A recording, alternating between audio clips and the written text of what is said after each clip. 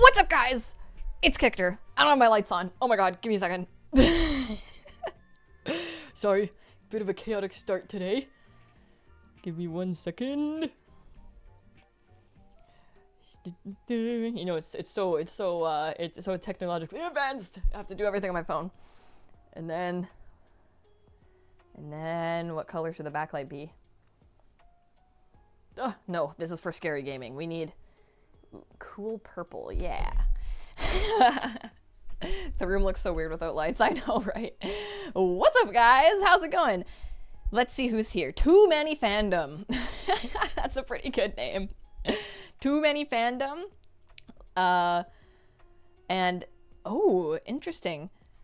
I am using it's weird. It's like showing people's names differently in the chat here. 1 sec. Let me just see if I can get a different view here on the stream. Yeah, give me 1 second here. I would love to hear about if anybody had a good weekend or if anybody had Thanksgiving plans like I did because I'm in Canada. Oh, no, the names are weird all over. Huh, that's weird. I thought it was like a back end thing. Weird. I don't like it. I liked how the names appeared before. Because I think, yeah, interesting. Traveler Lizzie has been going insane playing Stardew Valley for 6 hours straight. Oh my goodness, that's crazy. I've actually never played Stardew Valley.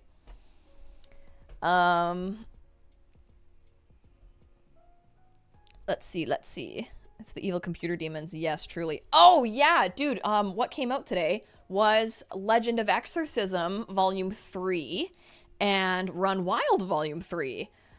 So I'm excited I was really interested in what was happening in Legend of Exorcism, and I am behind on my reading. I still need to finish reading Run Wild Volume 2. I have to say, reading the basketball parts was a little bit boring to me. But I know I was just kind of in like a reading funk a little bit that week when I was reading it, so I'm sure I'll be able to get to it, because I really like the ship in Run Wild. They're super, super cute, and I loved Volume 1. I like devoured it in like 2 seatings. Kate says, did you have pie? I did not. I did not have pie. And Stitch and I actually went on a journey today to try and right the wrong that was having no pie. And of course all the pie was sold out. So I did not get to have any pie, but that's okay. We're okay. Sorry. Yes. Do you want to show them what we Yes. Yes. You guys, thrifting find of the freaking century. I gotta stay here for this, actually. Yes. I'm excited. Join us. Join us. Emma just sent a gift membership. Oh my gosh. Thank you Hi, so Emma. much, Emma. Oh, let's go in. Oh, You don't need to Jung hear. Speaking Yeah. of Jung Chung. Speaking of Jung Chung, we were at Value Village, which is a thrift store. Yes, it's basically a Goodwill, but for Canada. Although I do think they have it in the US too. And at the jewelry section, you will not believe what we found. Because at first, catching it out of the corner of my eye, I'm like, oh, I bet it's like a knockoff keychain. Like, Yeah. one of those bootleg stuff that's ripped from official art or something. But I recognized the character, so I went to investigate it closer. Yes. What we found. Oh, wait, Chaos Control. Oh my god. Speaking of, actually, you just summoned this. Chaos Control. Thank you so much for your donation. Hi, Kictor. Good to see you streaming again. I was wondering if you know you would be live October 20th, aka my birthday, so I can give you a gift on my birthday. Oh my god. You giving me a birthday. Oh my god. Let's see. Let me see. When is October 20th? 20th is a Monday. I'm sure I would love to stream. I'm going to put it in my calendar. I'm going to say Chaos Control's birthday. It's in there. Yep. Unless something comes up. But I like to stream on Mondays, so yeah, we'll be happy to say happy birthday on your birthday. Okay. So we got, this is Jin Sichuan and Jin Ling from the official Tencent collab where they all have instruments, okay? Pretty good, right? Guess to how see much them. it was for two, because they came in they're a little strung together in packets of 2. Yeah. Guess how much? Guess how money much? it was. Guess how much? And you're supposed to guess outrageously high, so it like. Yeah. But like, no, it really is genuinely so low. $2.99 Canadian, which is like 2 nothing. cents in American. And then For 2 officially licensed keychains. They're probably like, no one wants these. and then we got Yeah, the pairings are crazy. the pairings are fucked. We got Wei Wuxian and Lan Qichen. Which is the scene actually we just read when he's like, do you think it's bad to keep people in a house forever? Can I keep Jing Guanyao in a house forever? Is that bad? And then Wei Wuxian's like, I don't know. And he was like, and then He Yu came out and was like, Thank you for the recap. Chaos Control. Oh my god, thank you for another donation. Cool, if you do, I'll see you then. It's actually gonna be my 21st. Oh my god, how exciting! That's awesome. Okay, I'm excited to wish you happy birthday. The flute solo is so unserious. I felt it. I was in my feels in the last reading, but it is so funny. Okay, but then you're like, okay, Lan Qichen was paired with Wei Wuxian. We need Lan Wangji. Are we gonna get Lan Wangji? Well, what's the next best thing? We got, I'm pretty sure that's Jgy and Jgy, but so we have Xiao, which is great, and Jgy with his little fucking banjo. I love him so much. How cute is that? How cute is that? And then what is that? Is that Jgy with the cymbals? You know, banjo and cymbals, a great pairing. And then, last but not least, we got the ultimate ship of all. We got Lan Wangji and Zhang Cheng. I'm so happy with these, though. The first one I think that you saw was Zhang Cheng. You were like, get over here! There's Zhang Cheng!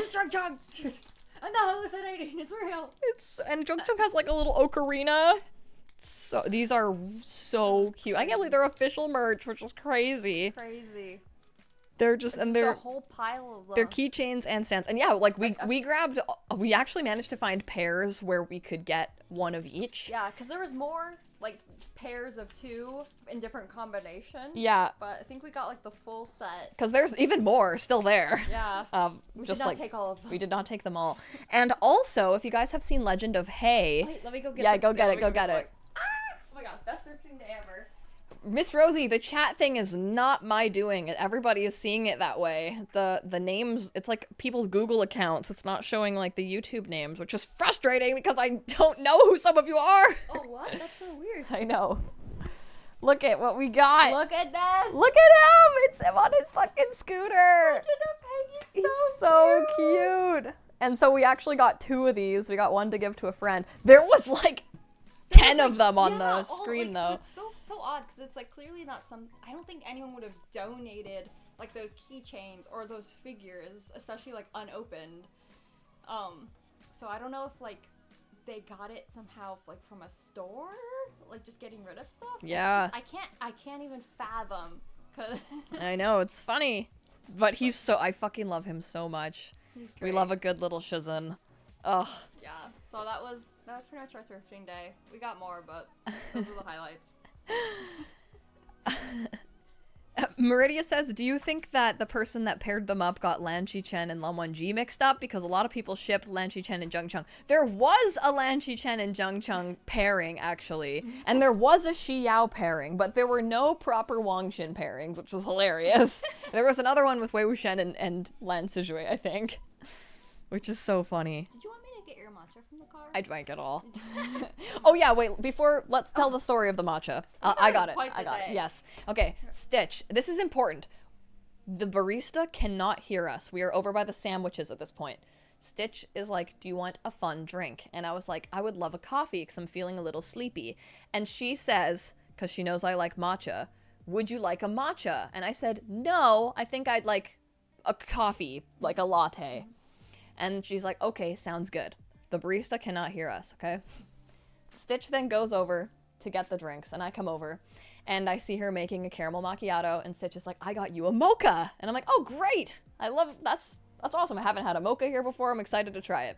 So she finishes making the caramel macchiato with the drizzle, and then she grabs a green tub.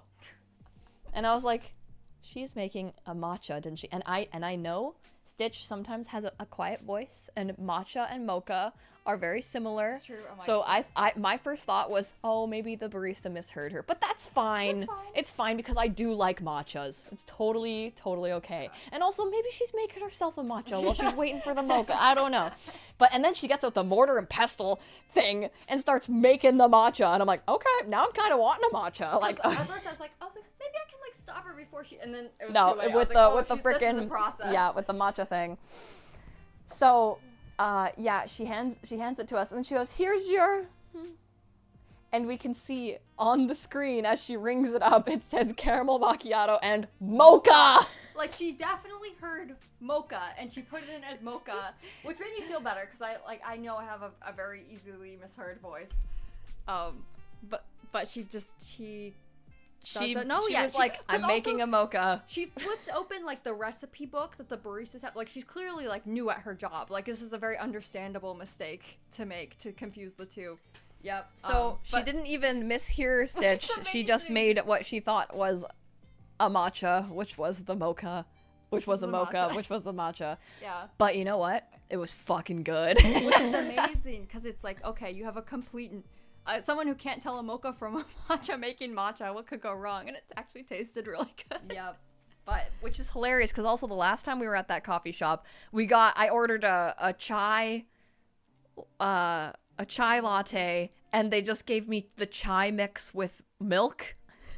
Like I mean, There was no chai flavor. espresso in it. No, it was no even chai flavor in it. It just tasted like milk. Yeah. Yeah, Anyways, it was crazy. it was milk with cinnamon on top. It was. I think like she fully forgot to put anything but milk in there. Yeah. But yeah, we Yeah. had a good. That place. Anyways, the, yeah. the barista's trying her best. our blind box, like we keep going back for blind boxes, and we also keep going to the same coffee shops when we have wildly Bad luck. bad luck at the same place. We never learn. Yep. Ugh. But yeah. Yeah, It was good. It was good. Yeah. I'm a skedaddle now. Bye, everybody. Bye! Chi-Rong, thank you for your donation. Came to say hi and mutiny. We all moved now. Oh, exciting that you moved! Oh my gosh, how'd that go? Since when do chai lattes have espresso? I like dirty chais with a shot of espresso in them. Meridia has been a member for 13 months and says some personal stuff is happening to me IRL and I've got some tough things to get through tomorrow, so good vibes would be appreciated. Oh my goodness, dude, I'm sorry to hear that. I will give you all the good vibes. You are getting all the good vibes from me right now. Oh my god. And the ghost in the room, the Omega ghost in the room is also giving you good vibes. Bye, Mother Stitch.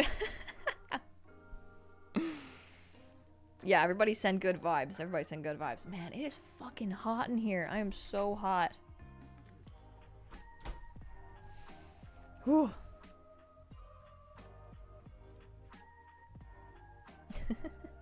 It was just funny because, like, on the menu, it says matcha and then it says mocha. It's not like we were reinventing the wheel. But, you know, also, I did not correct her. I was like, I said thank you very much. And I didn't want to embarrass her or cause a scene or make her remake the drink because it took her a while to make it, too. So, yeah, I'm very easygoing in that kind of thing.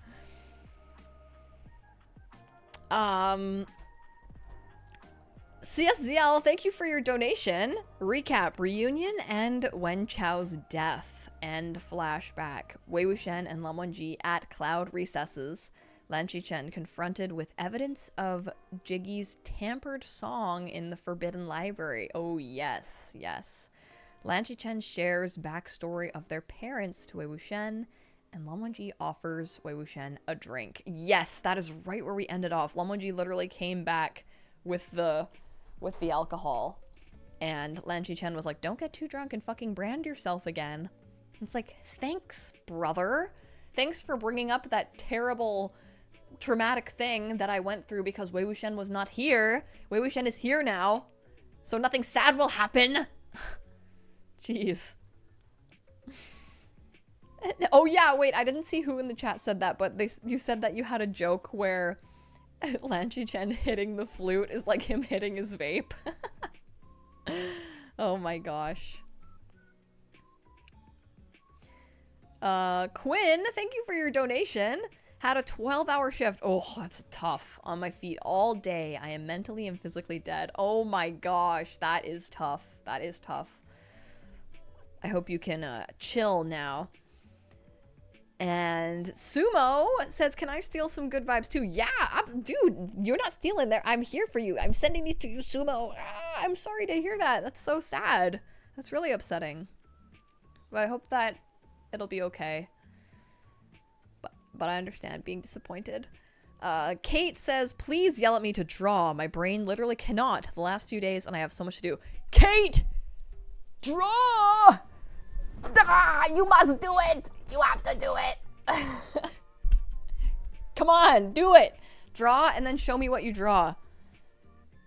Draw now. Jay also wants vibes. Jay, you're getting all the good vibes. I'm sending you the good vibes, Jay. Everybody will feel good and have a good time. There, now you're all vibed out. Actually, I got a business card put on my car today, and it was for someone that does like psychic readings and stuff like that. And one of the things on the back of it, it was a little bit funny because it was like an ad, and it was like, we can help you with any problem. It was like drinking problems, relationship problems, sexual problems. But then one of them said enemy problems. And it's like, this guy, you come to him with an enemy, whew, he'll get rid of your enemy.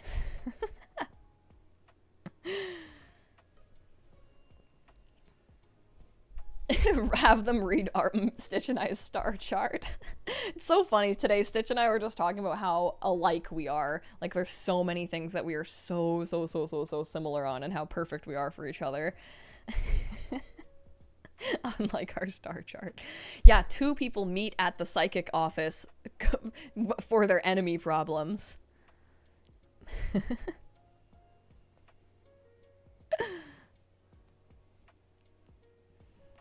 Wei-Wuxian passing out that type of business card when selling turnips. Cat says, Catland Art, full government name. Today I'm reading everybody's full government names. Just know, I do know who you are in the back of my head, but it's easier for me to read out in the chat your full government name. Like, I'm pretty sure this is Guy the Pirate Witch and not Let's Remain Artsy Guy 73762.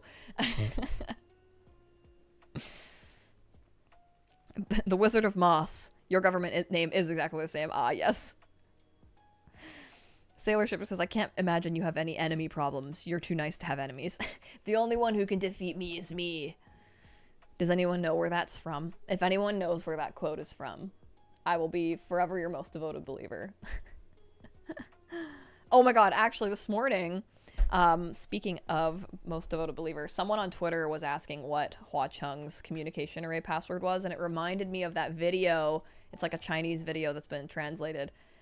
TMP Tina, oh my god, thank you so much for your donation. Hi, I got a haircut, so I'm redoing my color while I listen tonight. I'm debating using green and orange along with my yellow to make it look like a pumpkin. Oh, that's cute. That's super cute. Oh my gosh. Let us know what you end up deciding. That's so much fun. I actually bought hair dye today. Temporary hair dye. Okay, the Hua Chung's communication array password. And thank you so much, Tina, for donating. That's so nice of you.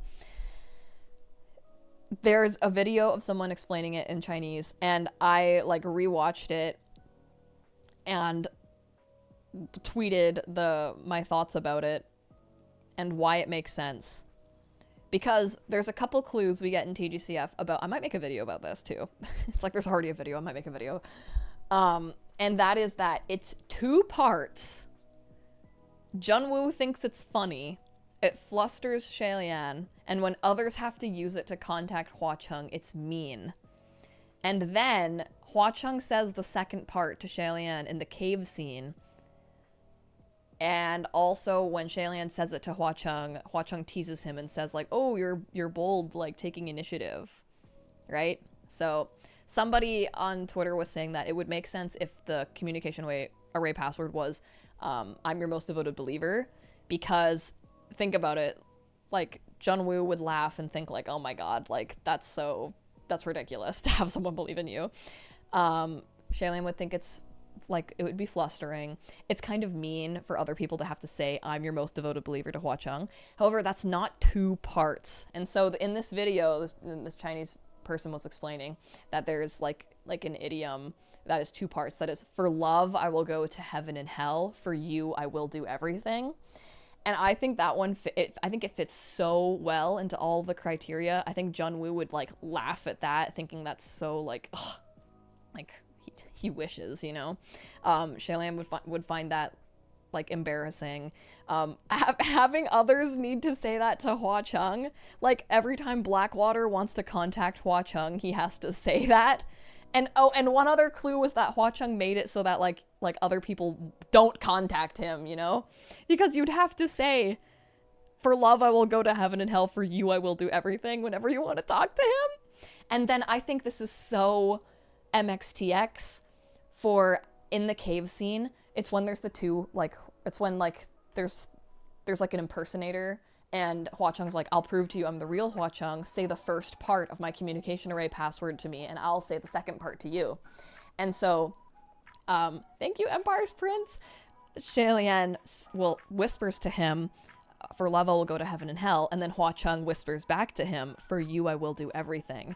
And it's like, when would Hua Chung ever need to say his communication array password, other than in that moment he gets to look at Shaylin and say, for you I will do everything. And that's proving that he's the real Hua Chung. And then Shaylin gets all flustered after that and coughs and is like, yes, this is the real Hua Chung. And I just love that he got to like look at him and say that, you know? So good. I think that's what it could be. I think that's my favorite answer at the very least, because it fits all the criteria. Hey, Briarbox! Glad to see you alive!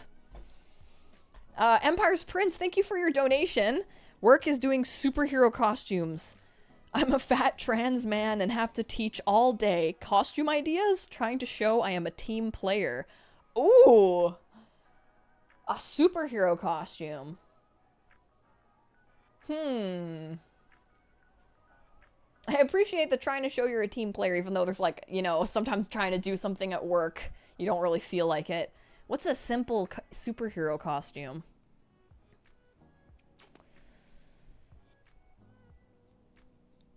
I feel like if you own a blue shirt, you could do the Superman S really easily. Can you get like a Batman mask and wear like a gray shirt? Have you seen the Moshong audio drama? No, I haven't. Wait, what is that? Invisible Man, don't show up to work. That's funny. That's actually really funny.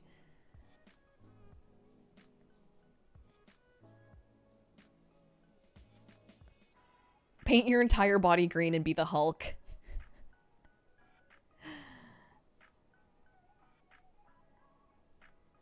That's pretty funny. Okay, I'm going to be right back, and then we shall read. Briarbox says, Kenzie says hello. She's currently on the floor with me. No phone near her. Ill. Oh, lol. Oh, hi, Kenzie. Wait, tell me more about the Moshong audio drama. Okay, I'll be right back.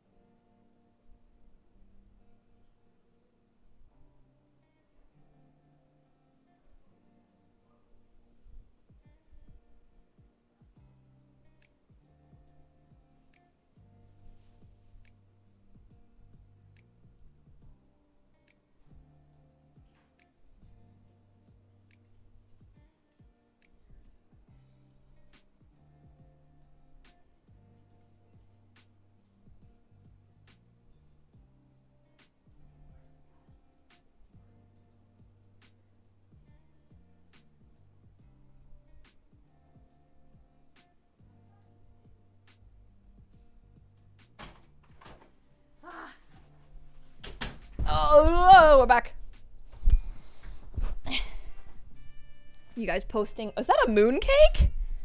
Is there a mooncake emoji? That's so cute.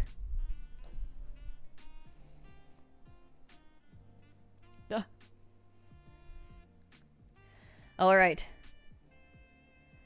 Is it truly a crab time without the Kichter waiting stream?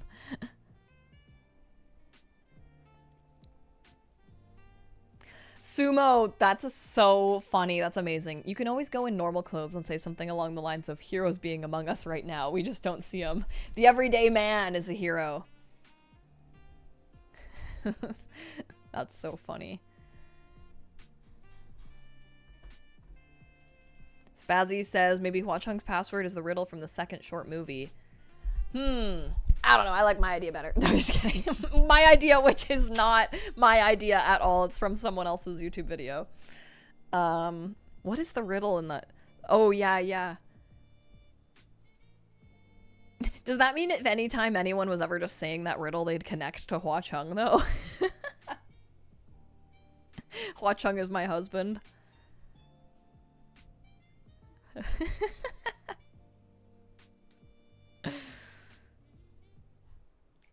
Bye, Sumo! Catland says, I still can't believe they confirmed Hualien banged in canon in the Donghua. Yeah, I know, right? I can't believe that either. They confirmed that alright. Did I go too hard last night? He's like, are you so disoriented and crazy right now because we fucked crazy style last night? Spazzy says, my husband, Hua Chung. Yeah. I don't know. I don't think he would want Blackwater saying that. Emma, did you just send me the Moshong audio drama? Is this new?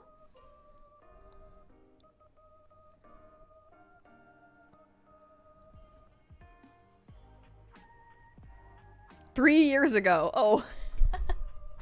I haven't heard it, though. I'd love to listen to it, though. They just had a really intense ping pong match.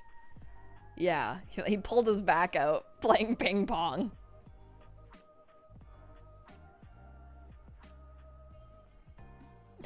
I could see He Xuan just being like, yeah, I'm never gonna contact you then. And then Hua Chung being like, well, you have to if you see Xie Lian anywhere. And he's like, yeah, I'm not gonna contact you.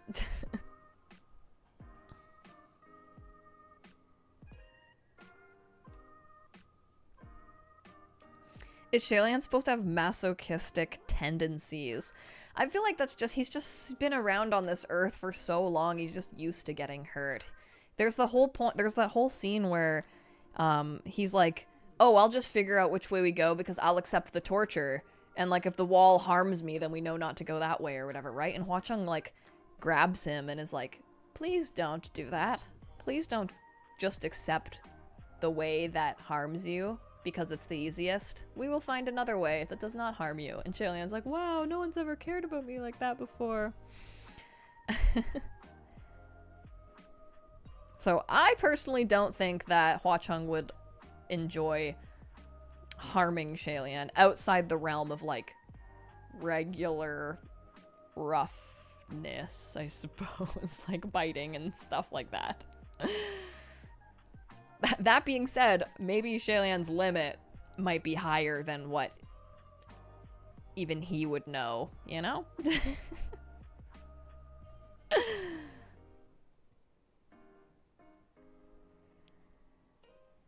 We got some mooncakes, actually. We got them at TNT. They came in a cute little bunny box.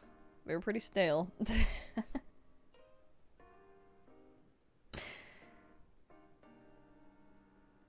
Vico says, Hua Chung nom Xie Lian. Yeah, pretty much.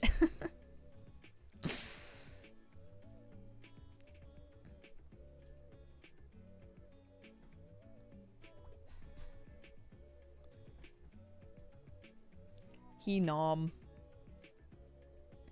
Okay. Peanut Jr. carrying messages instead like a child whose parents are having a messy divorce. Because He Xuan won't say his communication array password, he forces Peanut Jr. to send it to him. I love that. I really love that. Oh my gosh. Oh yeah, also, just want to send a reminder too that at Kichter.com, Um, you can use code fall10 for a discount still. I think I saw somebody purchase something today and they didn't use the discount code and I was like, girl! So, if you want the Danmei Book Club bag or any of the Red String of Fate shirts or anything like that, be sure to use the code.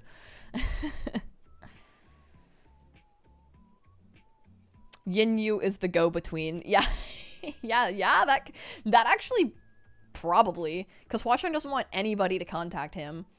So he probably allows Yin Yu to contact him. So everyone has to go through Yin Yu. That makes sense.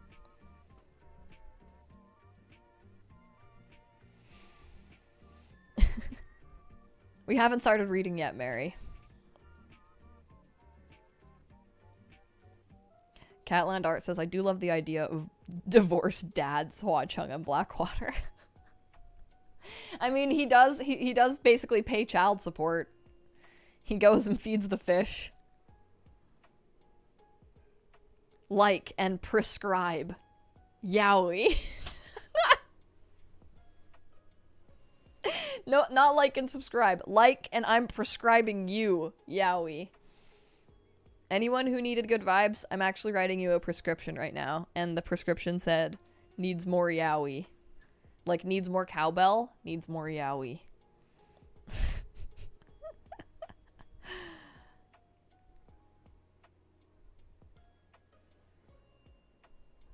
Kate says, I don't think my insurance covers Yowie. It does now, actually. I just made sure it does. Yeah. Jay says, if you're gonna play Genshin again. Yeah, definitely. Genshin's awesome. Actually, dude, we saw so many crazy things at the thrift store today. I saw a Honkai Star Rail art book, and it was in, like, the expensive glass case for expensive items at the thrift store. Prescribed case file for mental health.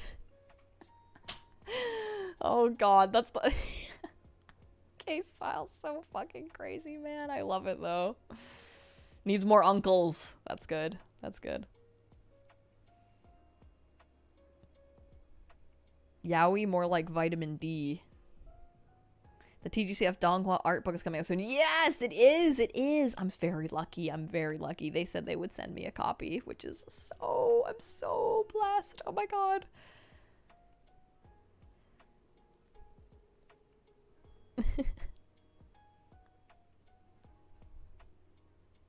Sea Turtle says, I have a high deductible. Gonna have to pay out of pocket for my Yowie. Nope. Actually, it's free. Right now. Look. It says free Yowie. It's free Yowie. Yeah, Esper Lady, I'm so lucky. The Donghua art book in English. Yes, I do have it in Chinese already. Thanks to Emma. Emma Thompson says, guess what? I got a fever, and the only prescription is more cowbell.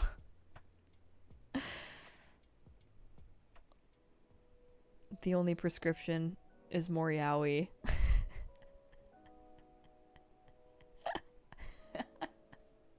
A shirt that just says, I'm prescribing you more Yowie. Oh my gosh.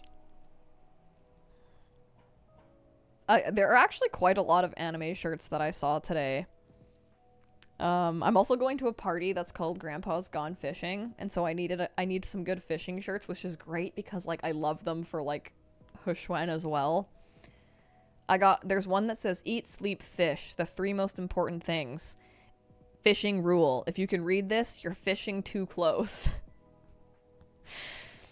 And, what was the other one I got? The one I actually bought. I didn't take a picture of it, of course. It says, like, it's like, there will always be ...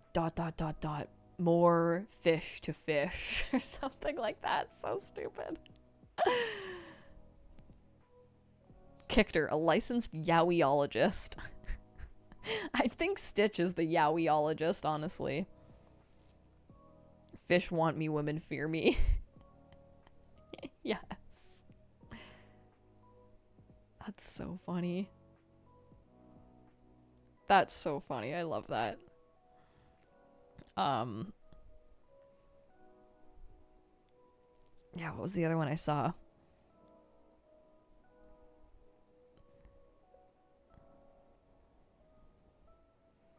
This one. It just says all genders always. And I was like, fuck yeah. All genders always. And then I saw it was actually a shirt for like a company. Like it was like an employee shirt. And I was like, okay. For like Pride Month or something. I think somebody walking around wearing a shirt that just says all genders always is just the perfect. It's like what are you? All genders always.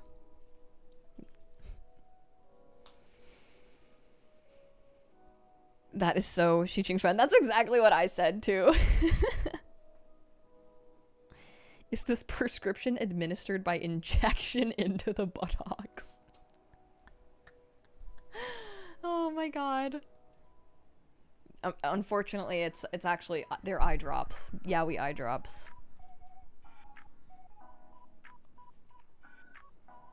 Just douse my eyes with yaoi. It's injection into the heavenly pillar and or 6 balls. Oh my gosh. Catland Art says I dropped out of yaoi school to run my own illegal practice. Yeah, Kate deals the yaoi on her Patreon. That's how you get pink eye. Stop! Oh my god. Will these eye drops heal my vision? Yes, they will. They will, actually. Esper Lady says, Kictor, will you be playing the new Pokemon game? You know, I'm actually super interested in that because I've barely played any Pokemon games. I have not played any of the new Pokemon games either. So, would you recommend it, Esper Lady? I need a new Switch game now that I beat Donkey Kong. Chaos Control says, I may or may not be watching you on 3 screens. The optimal way to watch me, actually. I can actually see myself on 3 screens right now too, so. That is 6 eyes. 6 eyeballs, if you will, all looking at you, Chaos Control. Thank you for donating, too. And I see Tenny. Thank you so much for joining my membership. Thank you so much. I was just thinking about the membership earlier. We were having so much fun last week when we did Frantic Fanfic. There were some really good ones again. I'm excited to play Gartic Phone this week, though, I think.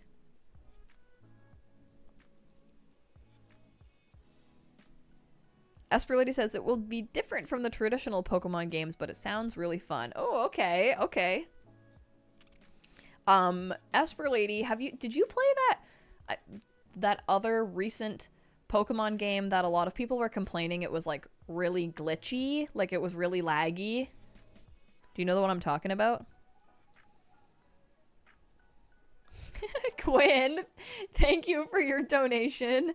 Yaoi eye drops? Is this why I can't see straight? Ah, nice, nice. Yaoi eye drops, guaranteed to not make you see straight. That's funny. Sea Turtle says, I look forward to the game night every week. Oh, that makes me so happy. Me too.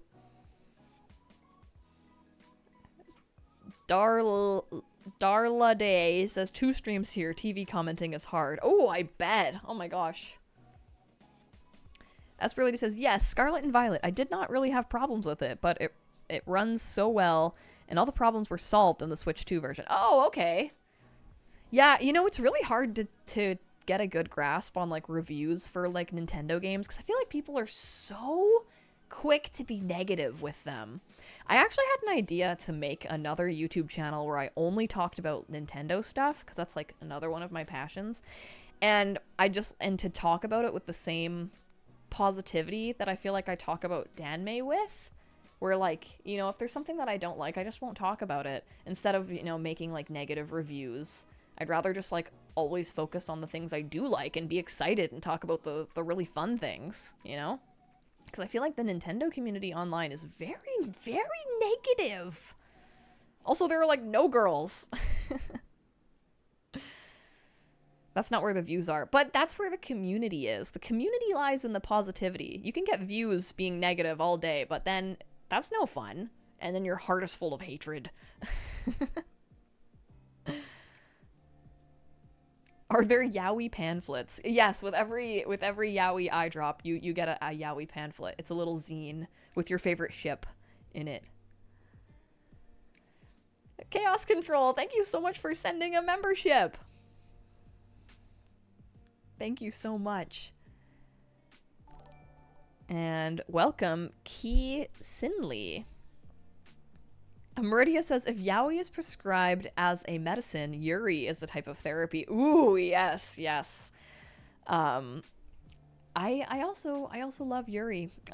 I do. I feel like I don't talk about it as much because there's not as much to talk about, but I really, really, really, really enjoy I'm in Love with the Villainess. I haven't read that one by her. That's like Shansha, Chinese. Was it? It's not bloody water, loss of muddy water, loss of love, or something like that. I have not read that one. Yeah. Catland Art said you should make a Patreon so you can talk about ball shaving and not get demonetized. I like keeping everything on one platform because I feel like it's the easiest. I feel like getting people to go to Patreon is harder. And none of my YouTube lives, private, like the members only lives, have gotten demonetized at the very least. So that's a safe space to talk about ball shaving in Ballad of Sword and Wine.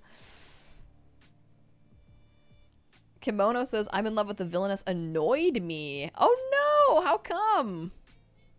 I have the books. Pokemon Mystery Dungeon. Oh, I've never heard of that one.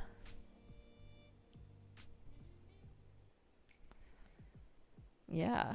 Like what's another Yuri? Oh, the green Yuri. The guy I thought the guy she thought was a guy wasn't a guy at all or whatever. That's super cute. Yeah, I've liked some Yuri in my day for sure.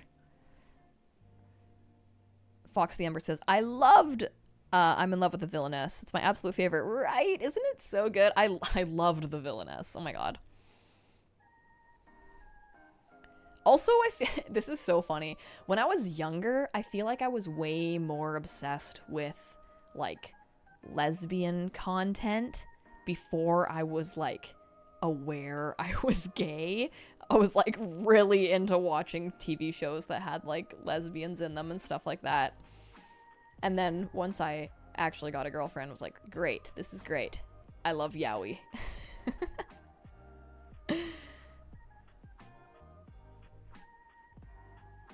You don't need as much Yuri now because you're living the lifestyle. Yeah. Two girls together in a relationship talking about boys being in relationships. That's the way to do it.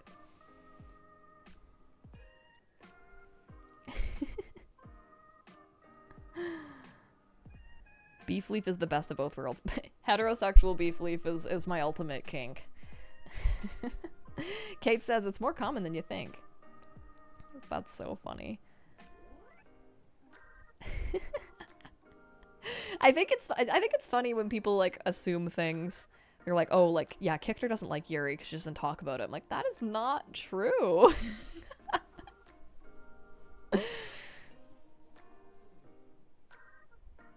It's like there is Danmei coming out literally like once a week. Of course I'm going to talk about the Danmei. Kate says, I still need to draw that hetero beef leaf. Maybe I'll have time the weekend. You have to draw! Kate, you better start drawing. Kictor is Yuri. When I play hockey, I am Yuri on ice. That's so funny. Kate says, I'm drawing Ranwan in the bath. Well, I shan't interrupt that. I do love Chuaning. Oh my god, Ranwan's so good. Distracted Thought says Kictor is my fave Yuri. Oh my gosh. It's B Honey says, so is everyone else in the rink aware it's a women's hockey team that is lesbian central? Let me tell you, I'm the only fucking lesbian on my team. There's one girl who I think is she's queer. She has some pins on her bag. There's another woman on my team that is married to a woman. But everyone else is married to men. They're all married to men. All of them. I feel like in my whole league, there are only a handful of lesbians. It's like such a stereotype, like, oh, lesbians play hockey. Not here! I think, hockey is so popular here that the majority are straight women.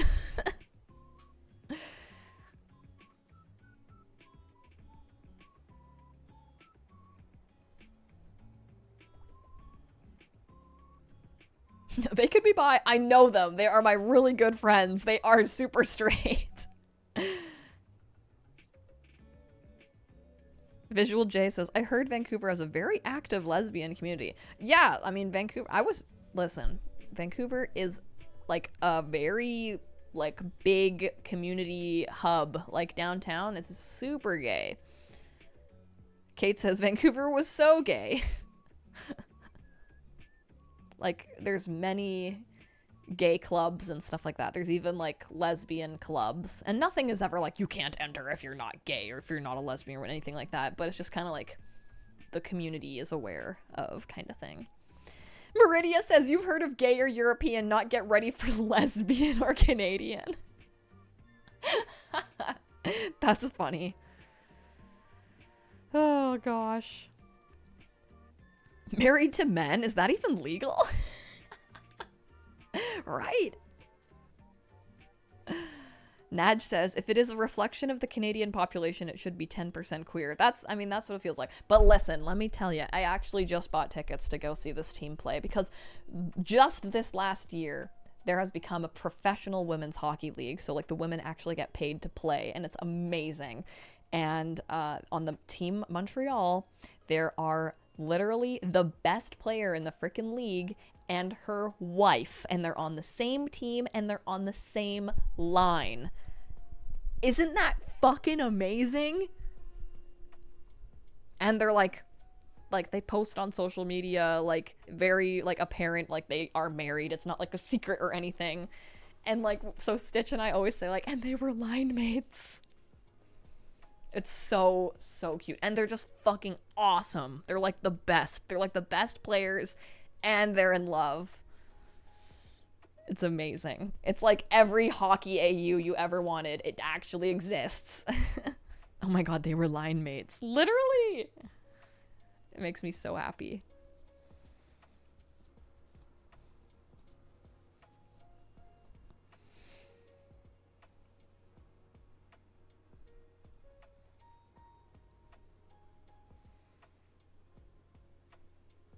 Creature from the Black Lagoon says, I'm scared of talking romantically to women. Function style. You know, I think a lot of women would like the Creature from the Black Lagoon. Emma says, I feel like someone needs to write a Yuri about you and Stitch now. I feel like how we met is so funny. Like, with meeting in cosplay as characters that are, like, shipped is so funny. It definitely could be, like, a book. And then the whole long distance thing, then, oh my god. Yeah, we'll write out our love story, change the names, publish it. Best-selling authors. Yes, gay marriage is legal in Canada, luckily. Because we're getting married in March. Kate says, I had to avoid being a lesbian because there were too many in my family, so my mom said I wasn't allowed. Sorry, mom said I can't be gay. I feel like that's pretty common, actually. You're in the end game now, yes. Makes it sound like they're an endangered animal. Oh my gosh. Oh, so much fun chatting and gossiping with you guys. Alright, shall we jump into the book? I think we should. I'm excited. Because I'm excited for some Wangshin. We're gonna get some Wangshin, or we still might be in Xiao Central, which is fine. All right, uncles, strap in. It's time to uncle up. All right. Okay, so Lan Wangji just brought over the alcohol. Lan Qichen glanced at him. You brought them over from your room? Lan Wangji nodded. You had best not touch alcohol, Lan Qichen advised. Be careful not to end up as you did back then. His eyes fell upon the fold of clothing near Lamonji's collarbone. Lamonji lowered his head to glance at his chest. It will not happen again. Jeez, that's freaking deep right off the bat. Lan-Chi-Chen forced a smile, then heaved another sigh. Forced a smile? I feel like he has to force himself to do anything but smile. Please don't self-harm again, Lamonji. That was very scary.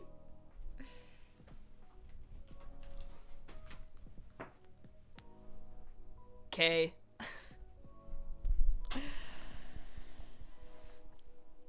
After Lan-Chi-Chen left, Lamonji entered the room and gently closed the door. As Wei Wuxian removed the seal on the wine jug, he mulled over the story of the founder of the Lan clan of Gusu, Lan An, as well as that of Qing Hung Jun. Isn't Lan An a guy in TGCF too? The Lan clan really is an enigmatic bunch. Although the founder was a monk and their family traditions are so rigid, they really breed some die-hard romantics. Now possessed of such hindsight, he couldn't help but look at the other Lan descendants in the room. Oh my god, as he's thinking like, man, these Lan boys are romantic. Lamonji was reading a book with his head down. A paper lamp stood at the corner of his desk. The soft glow made his face all the more handsome, giving a tint of warmth to his cool, detached expression and light eyes. He was so dashing, so refined, that he seemed ethereal. Wei Wuxian was spellbound and mesmerized. He inched closer, unable to help himself. Lamonji looked up. What is it? Wei Wuxian swiftly returned to his senses. Nothing. Your bookmark's really pretty. Your bookmark?! Oh my god. You look really pretty. What? I said you look shitty! Good night, Lamonji! Lamonji's bookmark was a pale, dried flower. It was extremely well preserved, the color still vivid, and the veins on its petals so delicately textured that it still looked alive. It gave off a sweet and subtle fragrance as it laid between the pages. Wei Wuxian picked up the bookmark. A peony? Lamonji answered in the affirmative. Wei Wuxian fiddled with the bookmark a bit before returning it to him. That was quite the blow your Gaga received. Oh yeah, because Jing Guanyao's thing is the peony. He's like, oh yeah, shit. Lan-Chi-Chan's gonna be pretty upset about his boyfriend, huh? Lamonji carefully placed the peony back between the pages and closed the book. Should he find evidence, he will not condone the crime. Of course, Wei Wuxian said. He's your Gaga, after all. Lamonji being like, yeah, you know, if he finds the evidence, you know, he's not gonna just let Jiggy be evil. No matter how close Lan-Chi-Chen and Jing Guanyao were, which was very close, Lan-Chi-Chen was still a member of the Lan clan of Gusu and had his principles. Wei Wuxian opened a wine jug. When Lan Zhan was drunk, he told me he'd never sneaked a taste of the Emperor's smile in his room. So why did he hide all those jugs? He couldn't have been keeping them for me, right? That's a little presumptuous of me to assume. Oh, shit. Come to think of it, should I apologize to him about the forehead ribbon? His thoughts continued. I've messed with it so many times, but what if he gets all mad and embarrassed and chases me off? Then again, I've been messing around in general for so long, and he hasn't gotten mad yet. His self-restraint has clearly improved. I reckon he won't get angry even if I keep doing it. No. Wait. I shouldn't ask him. Might as well pretend not to know what the forehead ribbon means. That way I can keep yanking on it intentionally. If he gets mad, I'll play all innocent and say I didn't know. He who is ignorant is innocent. Wei Wuxian felt quite pleased with himself. What is the matter? Lamonji asked. Wei Wuxian turned his head and answered with a straight face. Nothing. I'm happy. I love that. I love how simple it is. It's such a simple thing to be happy.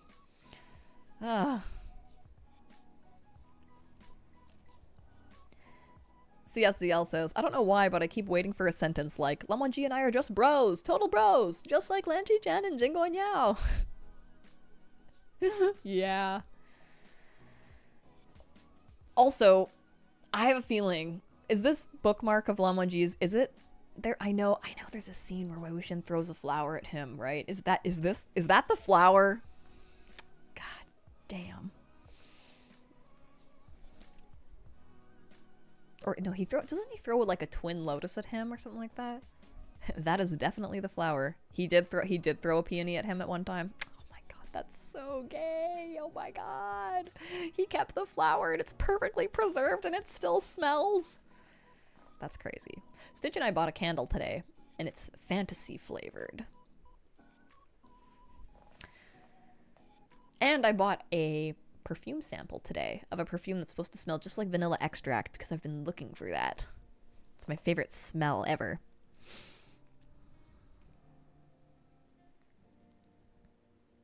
He absentmindedly opened one of the small jugs and tossed one back before promptly sputtering the contents back out. Lamonji put down his book at once. What's the matter now? Wei Wuxian waved his hands. Nothing, nothing, nothing. As he dismissed his distress with those nothings, he put the jug back and selected another with a morose look on his face. When he'd last sneaked a drink, he'd replaced the contents of the jug with plain water with the intent of giving Lamonji a shock when the man drank it himself. Who could have foreseen his luck would be this poor? Of the 2 jugs Lamonji had brought, one just so happened to be one of the jugs of plain water. Wow, he shot himself in the foot. And what was more, Wei Wuxian was the one who drank it. Ever since his return, Wei Wuxian had been shooting himself in the foot every time he wanted to prank Lamonji. How very, very frustrating. That's funny. At some point, Wei Wuxian fell into a groggy sleep until daybreak, when he suddenly jolted awake. He shuddered and crawled up to see Lamonji still dressed with his guqin and sword on his back. Lamonji withdrew the hand he had set on Wei Wuxian's shoulder and concentrated his gaze on an object in his palm. We have an uninvited guest. Wei Wuxian squinted. The thing in Lamonji's palm was the Lan Clan of Gustu's jade travel token. He knew that Lamonji's token had high-level authority. If an outsider was to breach the Cloud Recess's barrier, he would be immediately alerted. But no one had dared intrude so boldly into the Cloud Recesses for over 10 years. Wei Wuxian hopped off the bed and realized that his outer robe had been removed at some point. Oh my god! As he dressed, he asked, "Who?" Lamonji shook his head and motioned for Wei Wuxian to follow him. The two proceeded stealthily to a residence standing amid a thick forest of bamboo. Light seeped through the paper windows. Wei Wuxian glanced at the wooden plaque displayed before the courtyard. The wintry room? Sure enough, Lan Qichen sat with poise inside the room. This scene is foul. This scene is so sassily gay. He was not at all surprised to see the two of them enter, but exchanged a glance with Lamonji, in which both seemed to come to a tacit understanding. Lamonji then led Wei Wuxian to sit behind a screen. After a while, the bamboo blinds of the wintry room lifted. Light footsteps padded into the room, then the guest seemed to have sat down opposite Lan Qichen. A moment passed before they heard the sound of jade and stone knocking against each other. It seemed someone had set something on the table and pushed it over. This is so bad. This is one of my fucking favorite scenes. It's awful. It's great. Lan Qichen was the first one to speak. What is the meaning of this? I'm returning it to Arga, the guest answered. It was Jingguanyao. This was a gift from me to you, Lan Qichen said. This travel token has never failed me all these years, Jingguanyao said, but now that it is no longer effective, it's time for me to return it to its rightful owner. This sassy little bitch, I love him. I love him. Meridia says handing back the apartment keys after the breakup. He's like, well, my keys don't fit the lock anymore, so I'm returning them to you, Arca. Oh, God. Hi, Sugar Kiss! Wei Wuxian understood now. Zhou Wuzhen and Lan Fengzhen had a close personal had a close personal friendship, and so Lan Qichen had given Jingguanyao a travel token for unimpeded access in and out of the Cloud Recesses, but in all likelihood he had either modified the barrier's rules or revoked the access privileges of Jingguanyao's jade token at some point over the past few days. When Jingguanyao came to visit and saw that he was refused entry, he had taken the initiative to return the jade token. Like Lamonji, Lan Qichen did not know how to feign civility. While Jingguanyao made a concession, Lan Qichen maintained his silence. After a moment, he asked, "What is the nature of this visit?" There's still no news regarding Hangguan-jun and the Yiling Patriarch, Jing Guanyao said. Many clans have their misgivings and are voicing dissent at my refusal to let others investigate the cloud recesses. Arga, when it's convenient for you, it would be best if you open the gates for a couple of hours. I'll bring some men over to help you deal with it. This is so fucked. It's so fucked. It's so fucked because Jing Guanyao's like, I'm the one pardoning your brother, who's very guiltily attached to the Yiling Patriarch. Meanwhile, he had the fucking head! Jing Guanyao had the fucking head! And he's like, I've been doing such a favor for you, Arga, and this is how you treat me? You revoke my access? Oh my god. I came here to just ask you to open the gates for a little while, you know, just to, you know, appease everybody. CSCL, how could Jing Guanyao get into the Forbidden Library? I've never brought him here. So yeah, I gave him a token to let him come and go as he pleases. Lan Qiquan's gonna be like, actually give me some of that Emperor smile, let's get drunk. No, Lan Qiquan's gonna be like, actually, I gotta hit my flute real quick. Arga, I've come to return my J token.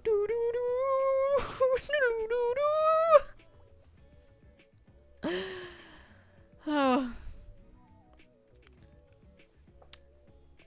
There's still no news regarding Hangguan-jun and the Yiling Patriarch, Jing Guanyao said. Many clans have their misgivings and are voicing dissent at my refusal to let others investigate the cloud recesses. Arga, when it's convenient for you, it would be best if you open the gates for a couple of hours. I'll bring some men over to help you deal with it. Wei Wuxian had thought he was here to request a search. He'd hardly expected Jing Guanyao to say such things, as if he wasn't at all interested in the whereabouts of the Yiling Patriarch, and couldn't help but feel somewhat astonished. This is Jiggy's charm. He's so smart. Beyond the screen, Jing Guanyao spoke up again. Arga, what's wrong? Nothing, Lan Qichen replied.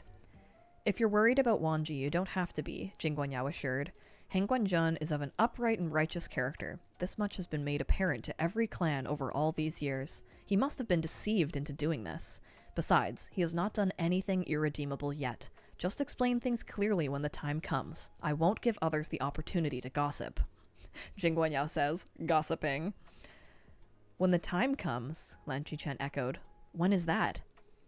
After the burial mounds have been cleaned out, Jing Guanyao explained. Wei Wuxian was taken aback. Lan Qichen repeated, the burial mounds? Jing Guanyao began to explain further. Since the fight at Golden Carp Tower, anomalies have been sighted in Moling, Lanling, Yunmeng, and more. Graveyards have been destroyed, corpses have vanished without a trace. There are signs that a large number of corpses are moving in the direction of Yiling. They are probably heading for the burial mounds. For what purpose? Lan Qichen wondered. I don't know, Jing Guanyao said. People have speculated that Wei Wuxian has initiated some kind of evil array, or used the Yin Tiger Tally. He was stabbed by Jin Ling at Golden Carp Tower. Is he in any state to initiate such things? Lan Qichen pointed out. Arga, consider the extent of Wei Wuxian's injuries during the battle with sect leader Zheng, when he betrayed the Zheng clan of Yunmeng, Jin Guanyao said. Didn't he still return to summon and command corpses? Is there anything in the world that could prove difficult for the Yiling Patriarch? Wei Wuxian stroked his chin. You think too highly of me. So, I suspect there will be a second siege of the burial mound soon, Jing Guanyao continued. I've already asked a few other clans to attend Golden Carp Tower to discuss this matter. Arga, are you coming? Woo! Meridia says he makes it feel like he's the one doing the favor. Yup, he is a master manipulator, man. The Wizard of Moss. He helped me protect the books once. He wouldn't hurt a book. I can't remember what the actual reason is for the corpses moving in that direction, though. But we know it ain't the Yiling Patriarch. Lan Qichen answered after a while. Yes. Go and wait for me in the elegance room. I will leave with you shortly. After Jing Guanyao left, Lan Qichen stepped behind the screen and exchanged a look with Lan Wangji. I am going to Golden Carp Tower. Both of you go to the burial mounds. We will split up. Lan Wangji slowly nodded. Very good. Wei Wuxian looked at him. You shouldn't kiss him. You're gonna... Don't kiss him. It'll be much harder. If he is truly false, I will not tolerate it, Lan Chen said. I know, Lan Wangji said. It's so sad. It's so fucking sad. It's so sad. Oh. Lan Chen holding out on all the hope. Ugh.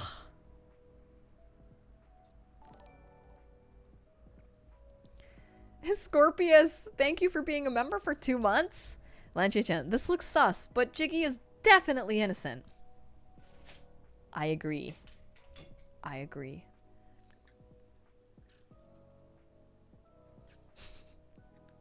Kate says, wow, Lan Chen is actually somehow less of a Jgy apologist than you. Just you fucking wait, man. It gets worse.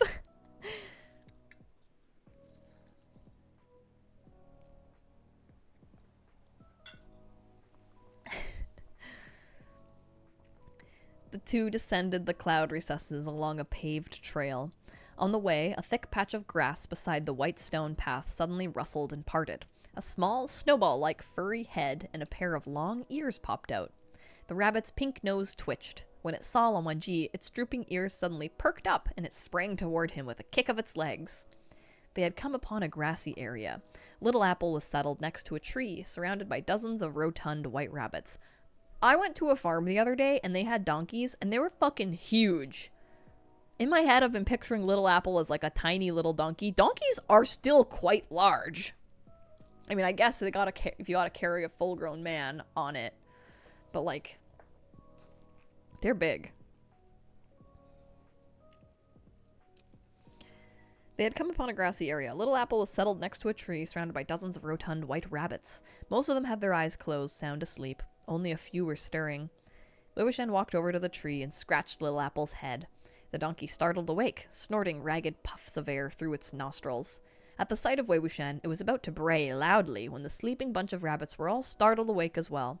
They shook their long ears and hopped towards Lan Wangji, blinking as they did so. Oh, sorry, binking. What is binking? What is a bink? Good night, Jay. What do bunnies bink? It's a thing bunnies do. Is it actually? Can someone look up binking? It's a happy bunny jump. Wait, let me ask Stitch on the walkie-talkie, because she had a bunny.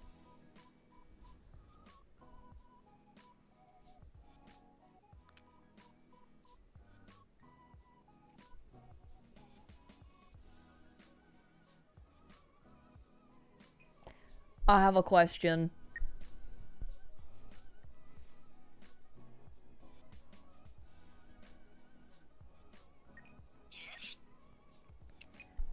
In regards to bunnies, do you know what binking is?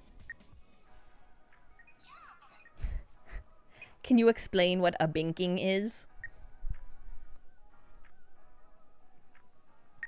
Isn't it like when they do a little jump of joy? I think that must be what it is, because it says the bunnies are binking when Lan Wangji approaches them.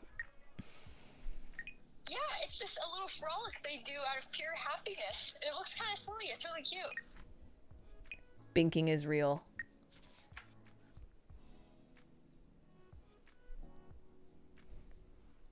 Thank you, Bunny Sage. You are very welcome. Wow, who would have known? You bink. I bink when I see Stitch.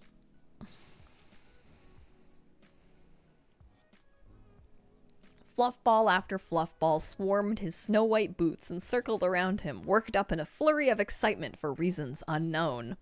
Wei Wuxian tugged at Little Apple's reins as he attempted to threaten the donkey into moving. The rabbits stood on their hind legs, clinging to Lan Wangji's legs and trying to climb him. Oh, that's so cute! Imagine Lan Wangji just rolling in the grass with them. Lan Wangji stood his ground. As the two of them started walking again, the white rabbits stumbled over themselves to follow after the white boots. No matter how Wei Wuxian tried to shoo them away, they refused to leave. Lamonji bent down to lift one rabbit in his arms. His expression was still one of indifference, but his touch was gentle. His long, slender fingers scratched the rabbit's chin. The rabbit flicked its long, long ears and tilted its head, its ruby red eyes narrowing into a contented line from the scratching.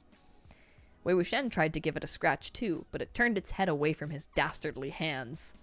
Alas, but it disdains me so! It only loves you. Such devotion. Lamonji glanced at Wei Wuxian and handed over the rabbit. Wei Wuxian grinned merrily as he took it in his arms. That rabbit twisted and struggled with all its might, and Wei Wuxian tugged its ears. Don't like me? Hate me? Try escaping then. Go on. Try as you might. You won't be able to escape me. So behave yourself and start being friendly. Wei Wuxian pinched and teased the rabbit for a while.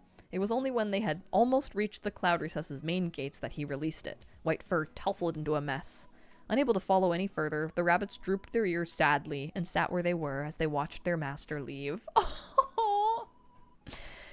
Wei Wuxian glanced back. They can't bear to part from you. Gosh, Hengwenjun, I didn't expect those little things to like you so much. You must have been very gentle and attentive when you were raising them. I couldn't do that. No? Lamonji asked. Nope, Wei Wuxian smugly confirmed. All that flies in the sky, walks on the land, and swims in the waters, turns and flees at the sight of me. Lamonji shook his head. His opinion was all too clear. It must have been Wei Wuxian who terrorized them first, and that was why they didn't like him. Well, good thing that Wei Wuxian found a boy that enjoys being terrorized by him.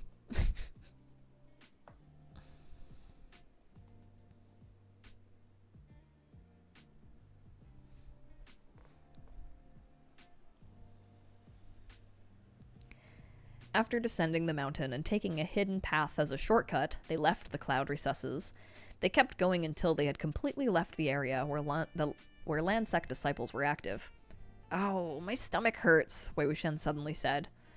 Lamonji immediately stopped in his tracks. Rest and change your dressings. Nah, Wei Wuxian said. I can just ride the donkey. Ride then, Lamonji agreed. Wei Wuxian pulled a long, wry face. But getting on the donkey is too big of a movement. I'm scared I'll pull the wound. His wounds had long since healed, and this was clearly just him being shameless. Lamonji stopped and turned around. He cast him a glance, then all of a sudden reached out to wrap his arm around Wei Wuxian's waist, avoiding the injured area. He gently lifted him onto Little Apple's back. Oh, that's a sweet moment. Aw. They both were aware that was unnecessary, but they still did it anyways. One rode the donkey while the other walked alongside.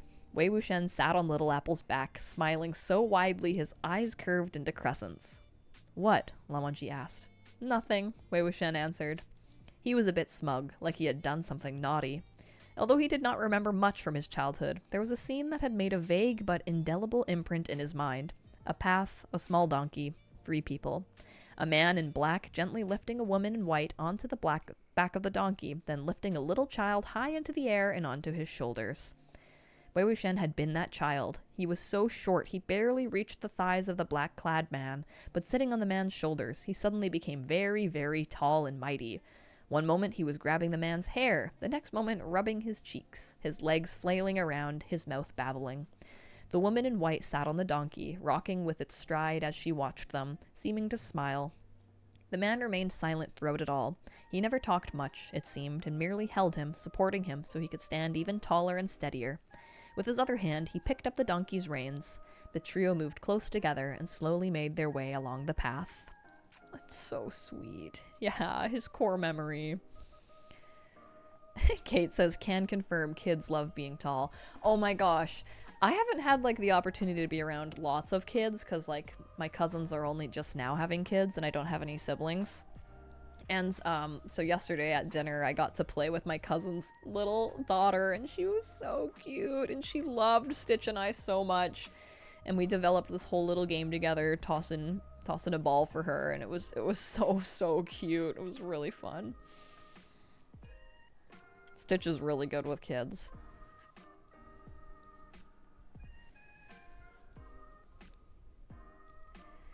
It was one of the few memories he had of his mom and dad. Lanjan, hold the reins, will you? Why? Lamonji asked. Little Apple was very intelligent. It wasn't like it didn't know how to follow someone without being guided. Humor me, won't you? Wei Wuxian pleaded. Come on, hold them. Although still puzzled as to why Wei Wuxian's smile was so dazzling, Lan Wangji did as he was asked and picked up Little Apple's reins. Wei Wuxian voiced his thoughts aloud. All that's left now is a little one. What? I feel like this is the same as the scene where Hua Cheng is like, don't rule out having kids. Reveling in his secret delight, Wei Wuxian said, Nothing. Lan Zhan, you're such a good person. Oh, this is such a beautiful scene. Oh, Wei Wuxian, we're married now. Yeah, I love the scene too. Their future wasn't uncertain on this trip to Yiling, and fraught with grim possibilities. But he rode the donkey with Lan Wangji, leading the way, reins in hand. Wei Wuxian was not nervous at all. He was floating on a cloud, so free of cares he was practically walking on air. Even if a whole bunch of sects came barreling out from the trees along the roadside, he wouldn't be bothered at all. Well, other than being bothered by them being eyesores and killjoys. He was even in the mood to appreciate the moonlit wild paddy fields that rolled around them. Pulling the bamboo flute from his waist, he began to play a melody as natural as ever. Oh, nice, Quinn. I want to see your bunny. The sound of the flute was clear and melodious. Lan Wangji's footsteps faltered for a fleeting moment. Wei Wuxian, on the other hand, suddenly had a flash of realization. Hey, Lan Zhan, I've got a question. What was the name of the song you sang to me back then at the Xuanwu of Slaughter's cave in Mount Mushi? Lan Wangji regarded him. What made you think to ask that so suddenly? Just tell me, what's it called? I think I might have guessed how you recognized me. By some curious coincidence, the song he'd played that night at Mount Defan happened to be the same one Lan Wangji had softly hummed to him when he was delirious with fever in the Xuanwu of Slaughter's cave on Mount Mushi. Lan Wangji kept his mouth shut, refusing to say a word. Tell me, what's the song? Wei Wuxian pressed. Who composed it? I did, Lan Wangji replied. You? Wei Wuxian had thought it was a secret song of the Lan clan of Gusu, one not meant to be taught to outsiders. He had never expected this to be the case instead. He was both surprised and delighted. There was no need to explain what he was surprised by. That was obvious enough, but he couldn't exactly say why he was delighted. He ventured, If that was how you recognized me, does that mean you've never let anyone else hear it? Sailor Shipper says he found the brain cell. Oh. Creature from the Black Lagoon says, Lan Wangji, oh, that song? It's nothing. Just a romantic, heartfelt ballad that I wrote specifically just for you, my one true love.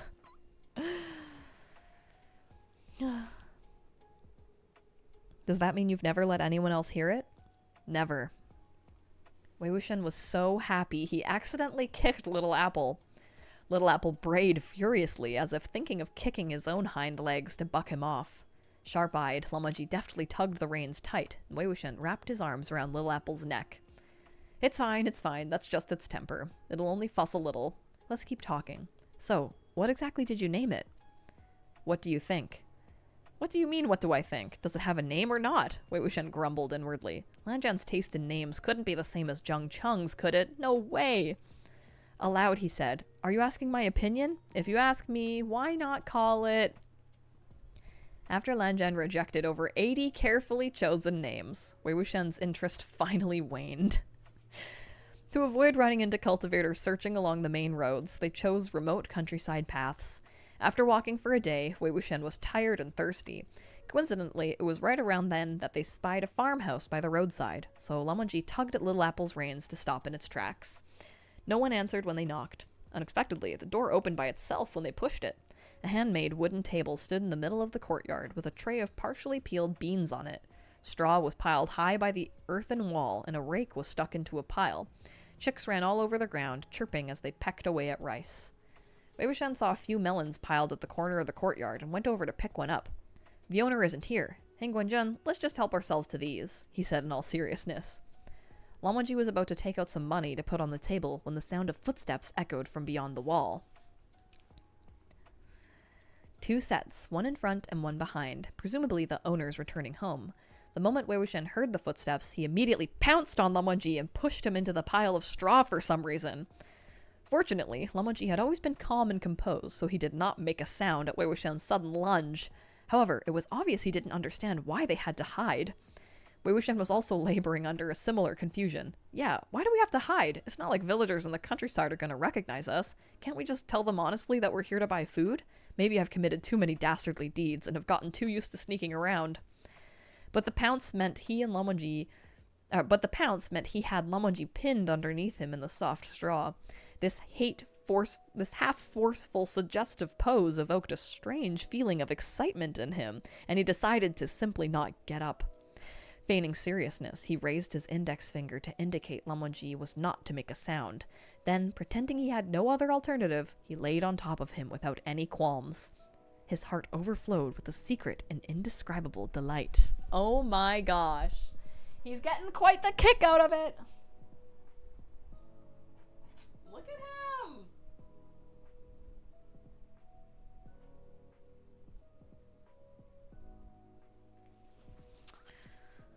My goodness.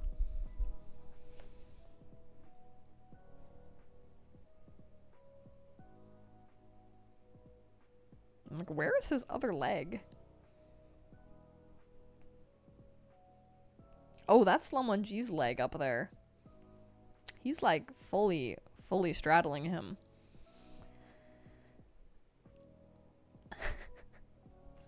Nice.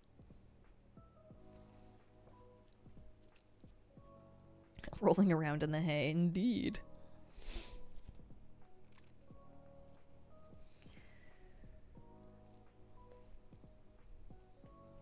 From the courtyard came the sound of wooden stools being pushed and shifted. The farmhouse's owners seemed to have sat down at the wooden table. A woman's voice said, "Argaga, give him to me. I'll hold him." Lan Wangji froze slightly at the words Argaga. This time, a man's voice answered, "Just peel the beans." Just put the fries in the bag. This was followed by the mumbling of a child, clearly fast asleep. Apparently they were a young husband and wife. The wife was preparing dinner, and the husband was cradling their sleeping child in his arms. Wei Wuxian grinned broadly as he winked at Lan Wangji. "What a coincidence," he whispered, "to think one of the farmhouse's owners is also an Argaga." His words had an upward lilt to them, making his teasing obvious.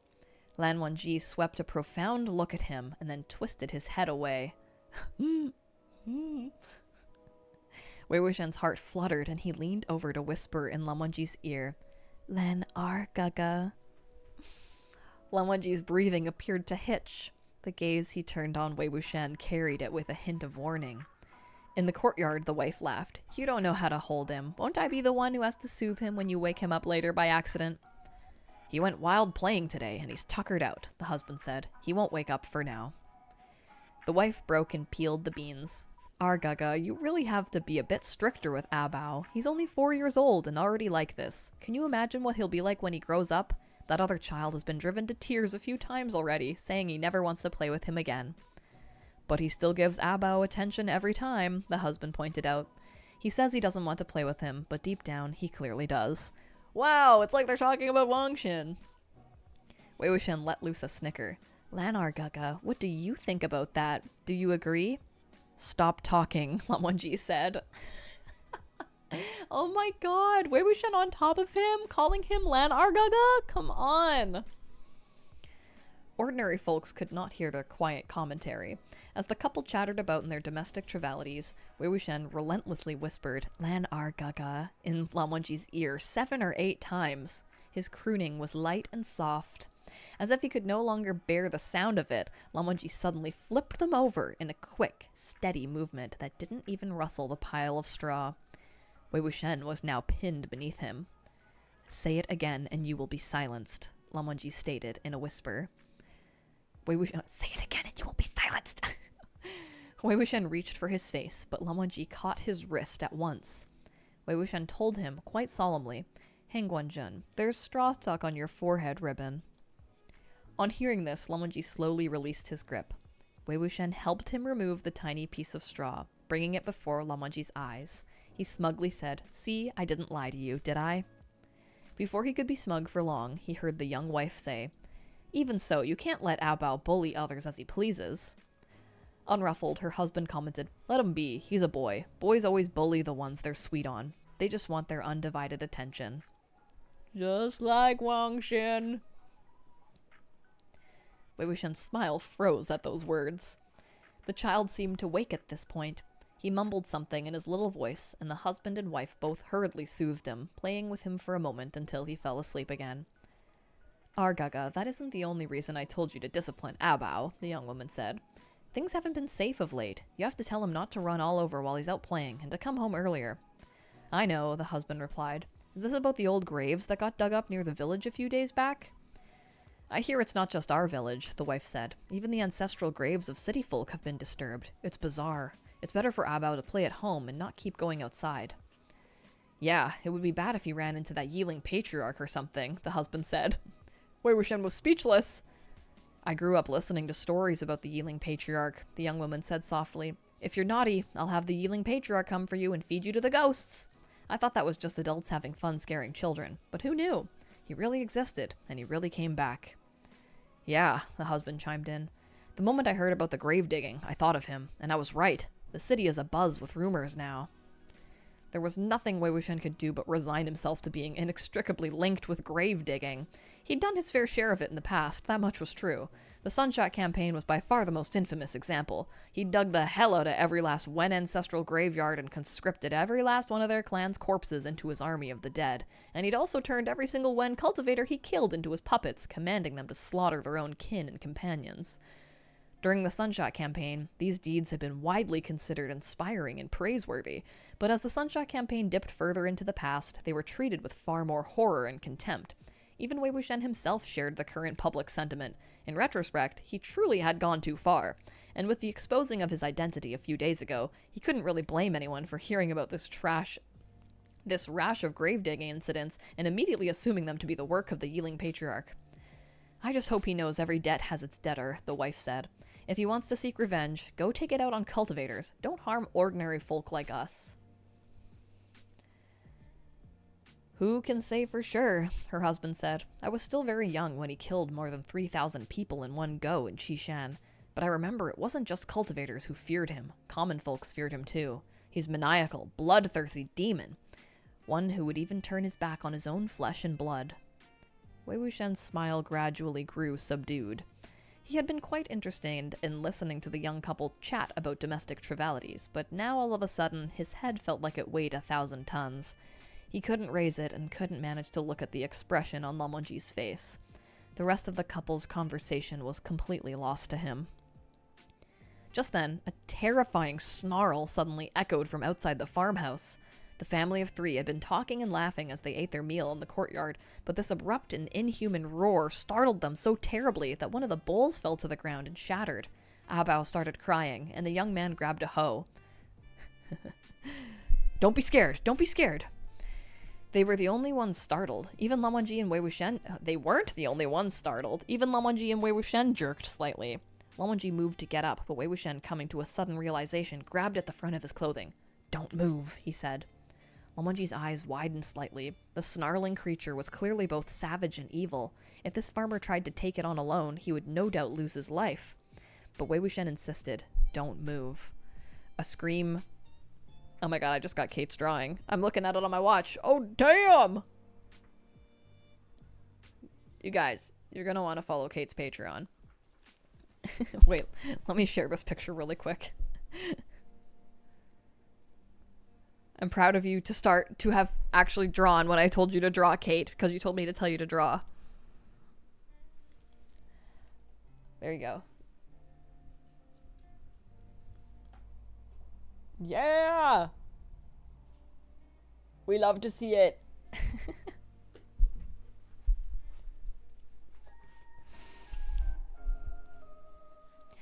Lan Wangji's eyes widened slightly. The snarling creature was clearly both savage and evil. If this farmer tried to take it on alone, he would no doubt lose his life.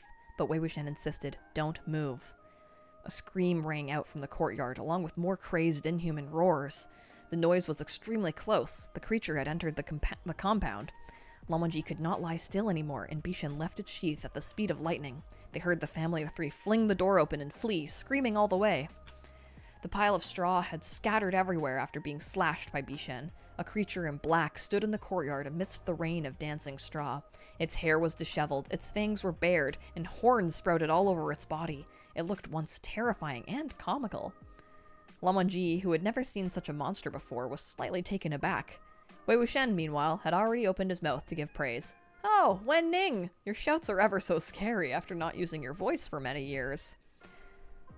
A resigned-sounding human voice came from the black creature's mouth. "Gongza, I'm a fierce corpse after all, and this is how all fierce corpses sound." What? How does he have horns all over his body? Horns? Wei Wuxian patted him on the shoulder. "You sound mighty and powerful." Wen Ning glanced at Lamonji. Perhaps remembering that the Land Clan of Gusu loathed those who were sloppily dressed, he smoothed his hair apprehensively.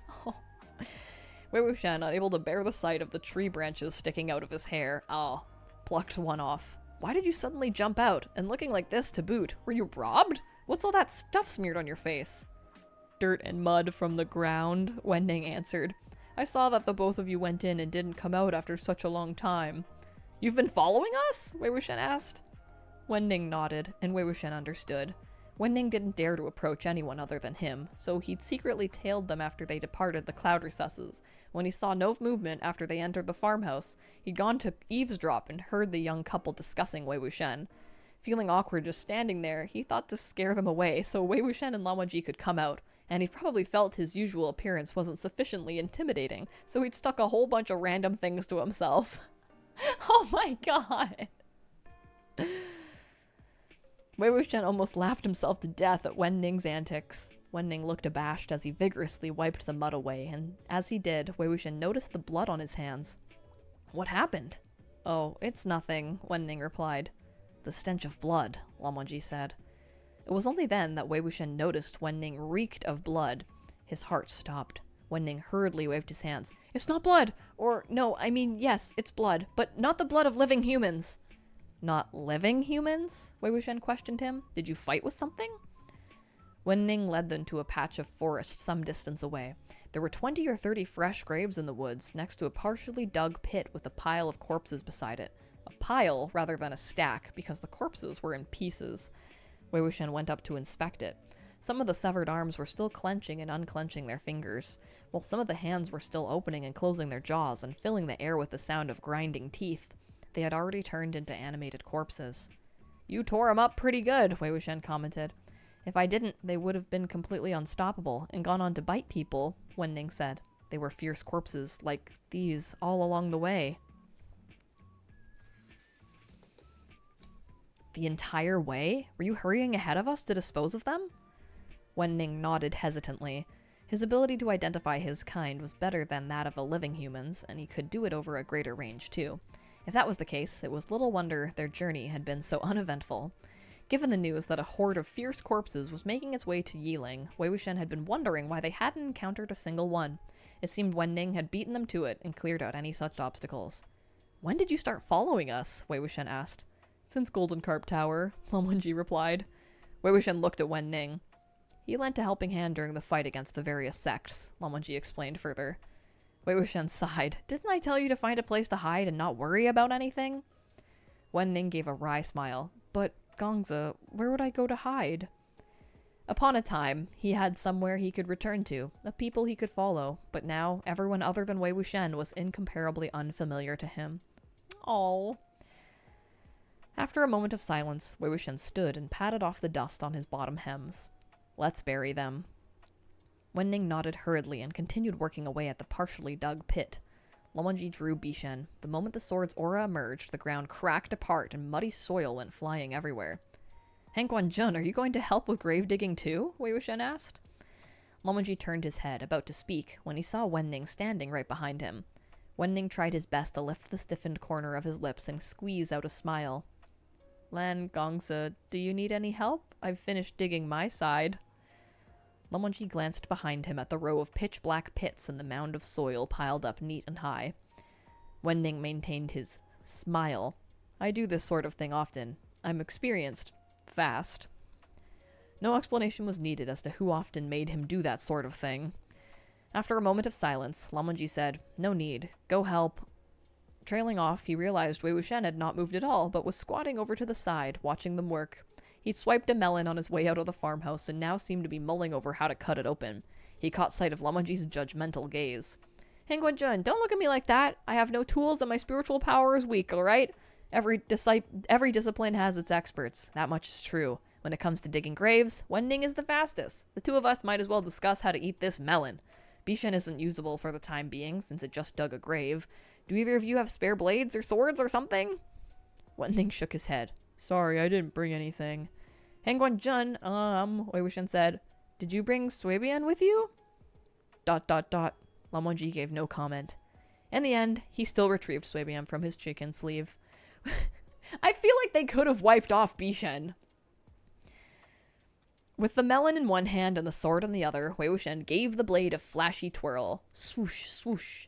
He cut the melon into 8 pieces, then crouched back on the ground to eat while he watched the other two diligently dig graves.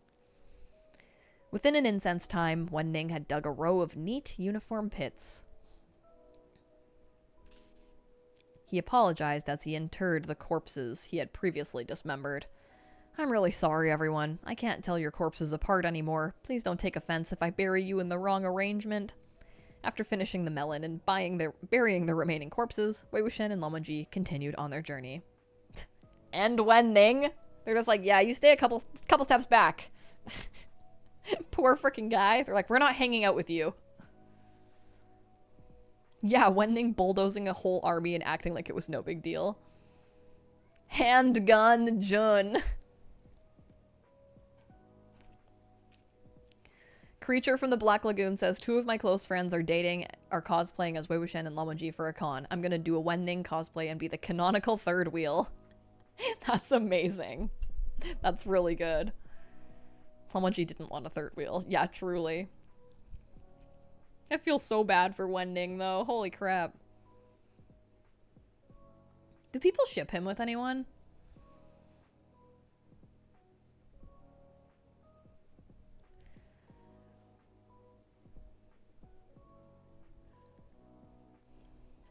Several days later, they arrived in Yiling. The burial mounds were less than 5 kilometers ahead of this small town. Although they didn't know exactly what awaited them there, Wei Wuxian had a feeling it wasn't anything good. But Lamonji was right by his side, his gait steady, his gaze cool. Wei Wuxian had never been one with any sense of crisis to begin with, and with the way Lamonji looked, he was even less likely to get nervous at all. Passing through the small town of Yiling, he was awash in the sounds of the local accent. It was invigorating and incomparably endearing. While he wasn't planning on buying anything, he couldn't help but strike up conversation in the local dialect with the street vendors. Only after he'd had his fill of socializing did he get down to business. Hengguan-jun, you remember this town, right? Lamonji gave a slight nod. Yes. Wei Wuxian grinned. I knew you had a better memory than me. We ran into each other once, right here in this town. I happened to bump into you when you came to Yiling for a night hunt and said I'd treat you to a meal. Remember that too? Yes. It's a shame you still ended up paying the bill. Ha ha! Wei Wuxian laughed. He sat cross-legged on the donkey, swaying back and forth, and asked with seeming nonchalance. Speaking of which, Hengguan-jun, do you have any plans to retreat in retirement? Lamonji paused for a moment, seeming to be pondering the question. Wei Wuxian struck while the iron was hot and pushed further. Have you even considered what you'll do when you retire? Lamonji regarded him. Not yet. Perfect, then I'll help you think, Wei Wuxian thought. He would find a sparsely populated spot with picturesque scenery and build a big house for himself there. He could help Lamonji build one next door, too. There'd be home-cooked meals and soup every day. Of course it would be best if Lamonji did the cooking. Otherwise, they'd be stuck with whatever Wei Wuxian made. It would be best if Lamonji handled the household finances as well. Before his eyes, there materialized an image of Lamonji wearing coarse clothing with patches sewn on his chest and knees, sitting expressionlessly at a handmade wooden table as he counted money 1 coin at a time. Once he finished counting, Lamonji would sling a hoe over his shoulder and head off to work for the day.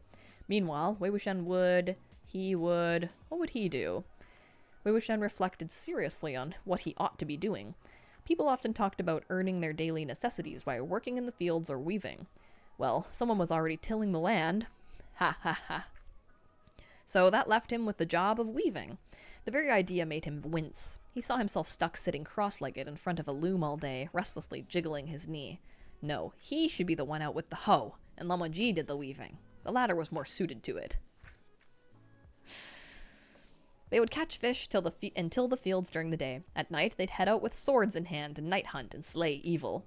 If they got bored of living the pastoral life, they could pretend there was no such thing as retirement. They could re-enter society, and it would be all the same. But this life of theirs was still missing a little one. A little what? Lamojee suddenly spoke up. Huh? It was then that Wei Wuxian realized he had said the last sentence out loud. The fact that I love how he's like, I'll have my house, and Lamojee will be next door, except I'm always picturing being in the same house as him, and he also does all of our finances. And actually, it's just one house.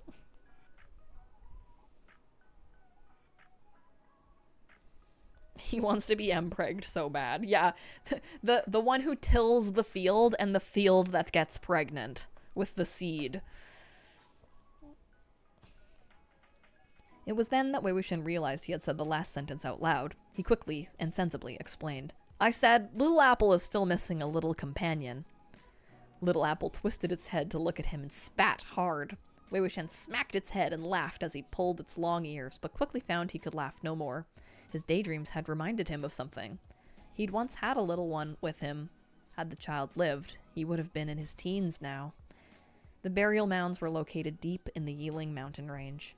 It was said that the burial mounds were a mountain of corpses, that one could unearth a corpse by sticking a shovel into any given spot on the ground. This was true. The burial mounds were originally an ancient battleground, used in the following years as a dumping ground for unidentified bodies. This resulted in the place being swathed in a persistent, perpetual miasma of resentment and yin energy until it finally became the nightmare of everyone in the Yiling region. The trees on the hillsides were black as coal, as if they'd been contaminated by resentment. A wall more than 3 meters high had been constructed at the foot of the mountain. Its surface densely packed with engraved incantations that prohibited humans and non-humans alike from crossing over, whether entering or leaving. This wall of incantations enclosed the entirety of the burial mounds and had originally been built by the third family head of the Wen clan of Qishan. It was impossible to purify the overwhelming force of resentful spirits within, so they'd had to settle for the second best option, imprison and isolate them. Wei Wuxian had knocked down this wall once. The current one was new, rebuilt and reinforced under the Jin clan of Lan Ling's leadership. But upon their arrival, they discovered that a long stretch of the wall had been knocked down once again. Leaving the donkey at the foot of the mountain, Wei Wuxian strode over the ruins of the stone wall to continue his ascent along the path. Not long after, he saw a headless stone statue of a beast. The stone beast weighed more than 500 kilos and had been guarding the mountain path for many years. Vines coiled all over its body, and moss grew in its cracks. The head of the beast had been hacked off with a heavy axe and hurled a short distance away, where it had then been smashed to pieces, perhaps as a demonstration of power. This had clearly been done recently, since the statue's fresh, snow-white insides were on display as a beheaded stump. Further along, they encountered another statue that had also been hacked in half. Wei Wuxian immediately guessed that these were the mountain-guarding stone beast statues the clans had set up on the feng shui points, or key geomancy points, of the burial mounds after his death. Stone statues like these had the ability to suppress nefarious things and exorcise evil. They required expert skill and expensive materials to craft. Unfortunately, it seemed they had all been destroyed. Truly, what a waste.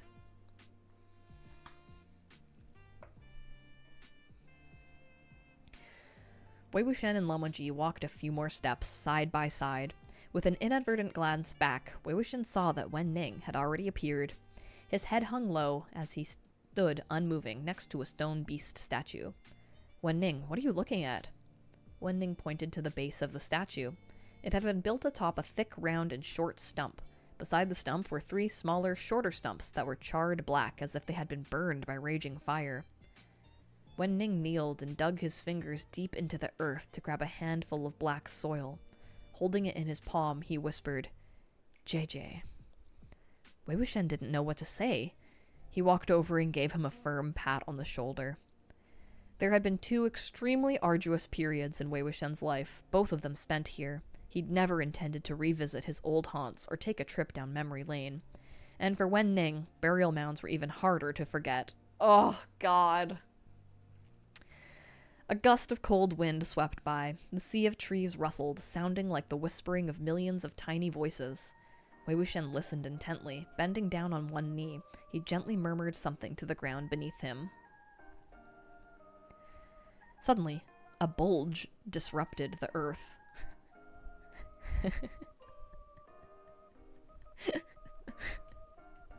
Imagine having a bulge that could disrupt the earth. I think that was Moran's bulge.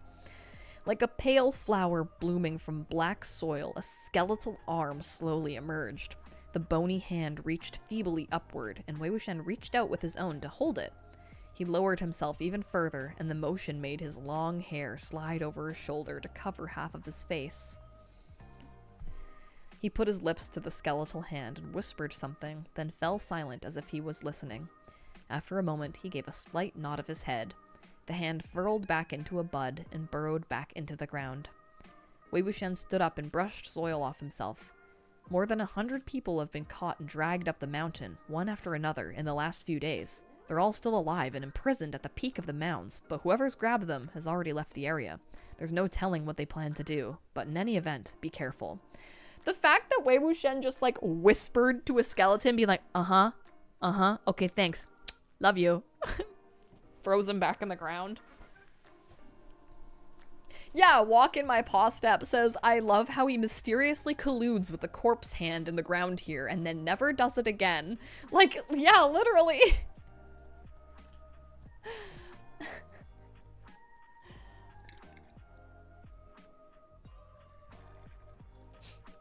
So I got the tea.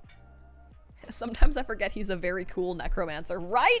I feel like the actual necromancing is, like, not touched upon. It's like we're told of what he can do, but we actually rarely see him actually do the necromancy part. Alright, bestie. Thanks, man. Love you. Smooch. Bye now. Never see you again.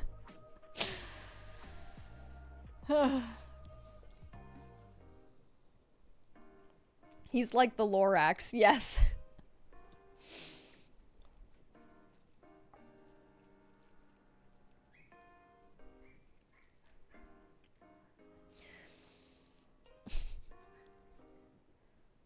The trio walked further up and came across a number of dilapidated huts erected along the mountain path. Most of these houses were very small, with simple, even rudimentary designs. It was clear at a glance that they had been built in a hurry. Some had been burned down to their frames, while others had collapsed. Even the best preserved houses were half destroyed. After being subjected to the elements for more than a decade, with nobody to look after them, they were on their last legs. They looked like wraiths in tattered rags, silently watching the visitors coming up from the foot of the mountain. Ever since they had ascended the mountain, Wen Ning's footsteps had been particularly heavy. Now he stopped in front of one of the houses, unable to move his feet at all. This was a house he'd built with his own hands. Before he'd left, this house had been perfectly intact. Although it was a simple and rudimentary, it had been a perfect shelter from storms and a home to people he knew and cherished. As the saying went, things remain, but people change. While the things remained, there was nothing left here to remind him of the people that were long gone. Don't look, Wei Wuxian told him. I knew long ago that it would be like this, Wen Ning said. I just wanted to see if there was anything left. Before he could finish, a human figure rose unsteadily to its feet inside one of the dilapidated houses. It lumbered outside, exposing its partially decayed face to the faint daylight. Wei Wuxian clapped his hands. The walking corpse remained oblivious and continued to lumber towards them. Wei Wuxian calmly took 2 steps back. It's being controlled by the Yin Tiger Tally. Corpse puppets that had previously submitted to him would not be subject to the control of the Yin Tiger Tally. Similarly, corpse puppets that were currently being manipulated by the Yin Tiger Tally would not heed his command. This is scary! Who's got the Yin Tiger Tally? The rule was simple and crude. First come, first served. When Ning lunged forward, he ripped the corpse's head off with a snarl. Immediately afterward, a low noise rumbled all around them. 40 or 50 animated corpses slowly lumbered out of the black forest. Most of these corpses, male and female, young and old, were still fresh and dressed in burial clothes. They were likely the corpses that had recently gone missing from various regions. Lamonji flipped out his guqin and strummed. The sound rippled outward and all around, and the advancing horde of corpses that had surrounded them instantly kneeled. Wenning lifted an extraordinary, burly male corpse with both hands and flung it several meters away, impaling it through the chest on a sharp branch. It struggled incessantly, stuck in place. "Don't bother with them," Wei Wuxian ordered. "Head straight up the mountain." He had no idea how many walking corpses Jing Guanyao had managed to frenetically summon with the Yin Tiger tally over the last few days. Wave after wave kept coming, and the trio beat back the hordes as they withdrew up the mountain. The closer they came to the top of the burial mounds, the denser the hordes of corpses grew. The music of the guqin reverberated through the sky above the towering black forest, and the crows took flight from the trees of the sound. It was nearly 4 hours before that they were finally able to rest. Wei Wuxian sat atop a destroyed stone beast statue and heaved a weary breath.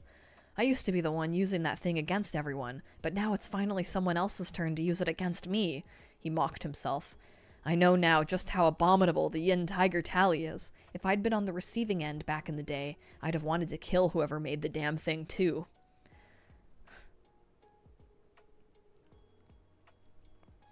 Lamonji put away his guqin, then pulled out a long sword from his sleeve and handed it to Wei Wuxian. For defense. It was Swabian. Wei Wuxian had idly tossed the sword aside after using it to cut up the melon earlier, and it seemed Lamonji had tucked it away again. Wei Wuxian took it from him now. He unsheathed the sword and gazed at its snow-white blade for a while before decisively pressing it back into its sheath. With a smile, he said, "Thanks." He secured it to its waist, although he had no intention of using it. Seeing Lamonji looking expectantly at him, he scratched his head. "It's been too many years since I last used that sword. I'm out of practice." Then he sighed. "All right. The real reason is that my new body's spiritual power is weak. Even if I'm armed to the teeth with a top-grade spiritual weapon, I won't be able to use its powers to the fullest, so this frail, delicate man must still rely on Heng Guanjun to protect him." Lamonji had no reply. I think we will have to stop there because it's 7 o'clock and I gotta go to dinner. Yes, this frail and delicate man. I feel like this section is so juicy in the book because, like, this part is very different in the Untamed, at least. I cannot remember the Donghua at all. After this, I really want to do a watch through of the Donghua. But yeah, I hope you guys enjoyed the reading. I had a lot of fun even just chatting with you guys earlier and reading as well. Tomorrow I will not be able to stream tomorrow because Stitch and I actually have our engagement photo shoot tomorrow with our wedding photographer. We got like a deal done where she's gonna take us to a lake and we're gonna get some nice photos together that we can use for our like wedding invites and stuff. But yeah, it's gonna be really exciting. Stitch got a cute little outfit today, and it's gonna be cute. So I'll definitely share those photos with you when we get them back. Yeah. This part wasn't even in the Donghua. Okay, right? That's why I don't remember it. Oh yeah, yeah. So thank you guys so much for coming to hang out and do with the reading. So yeah, no stream tomorrow, and then let me see if we could do Thursday. What's Thursday? I think I could do Thursday. Reading. Yeah, Thursday. Ooh, I wonder if we should play Silent Hill. Silent Hill or reading. We'll figure it out. I'll stream, regardless. Alright. Okay, thank you guys for hanging out with me. No Silent Hill? Yeah, I think let's play we can play Silent Hill Thursday. We gotta do it. while it's Halloween hours. Okay. See you guys on Thursday. Bye!